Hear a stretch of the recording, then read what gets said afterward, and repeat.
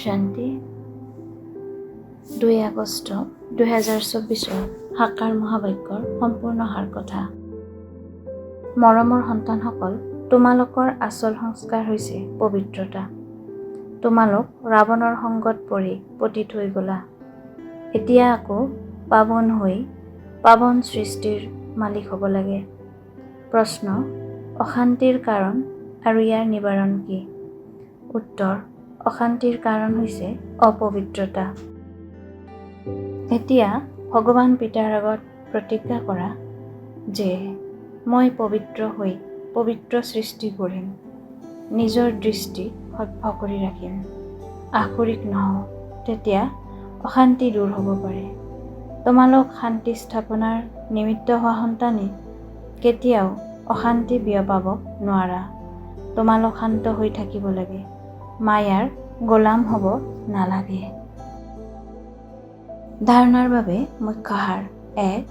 পিতাৰ আগত পবিত্ৰতাৰ প্ৰতিজ্ঞা কৰিছা, সেইকাৰণে নিজক মায়াৰ প্ৰহাৰৰ পৰা ৰক্ষা কৰিব লাগে। কেতিয়াও মায়াৰ গোলাম হ'ব নালাগে। এইটো প্ৰতিজ্ঞা পাহৰিব নালাগে, কিয়নো এতিয়া পাৱন সৃষ্টিলৈ যাব লাগে। 2. দেৱতা হ'বৰ বাবে অৱস্থা বহুত শান্তচিত্ত কৰি তুলিব লাগে। কোনো ভূতক প্ৰৱেশ কৰিবলৈ দিব নালাগে। দৈবী গুণ ধাৰণ কৰিব লাগে। বৰদান: ফৰিষ্টা স্বৰূপৰ স্মৃতিৰে পিতাৰ ছত্ৰছায়াৰ অনুভৱ কৰোঁতা বিঘ্নজিত হোৱা। অমৃতবেলা উঠিয়েই স্মৃতিলৈ আনা যে মই ফৰিষ্টা। পিতা ব্ৰহ্মাক এইটোৱে অন্তৰে পচন্দ কৰা উপহাৰ দিয়া।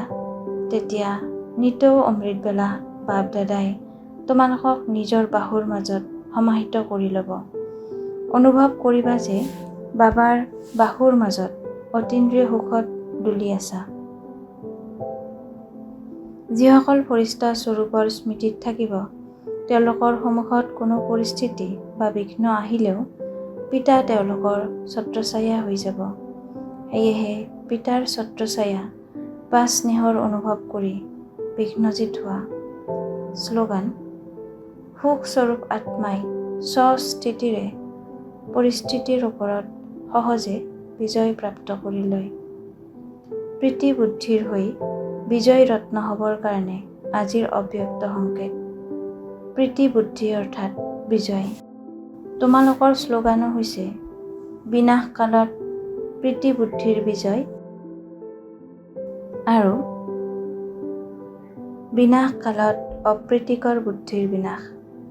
যিহেতু এইটো শ্লোগান আনক শুনোৱা যে বিনাশ কালত অপ্ৰীতিকৰ বুদ্ধিৰ নহ'ব, প্ৰীতি বুদ্ধিৰ হওক, তেন্তে নিজকো চোৱা, সকলো সময়ত প্ৰীতি বুদ্ধিৰ হৈ থাকানে? কেতিয়াবা অপ্ৰীতিকৰ বুদ্ধিৰতো নোহোৱা? ওম শান্তি।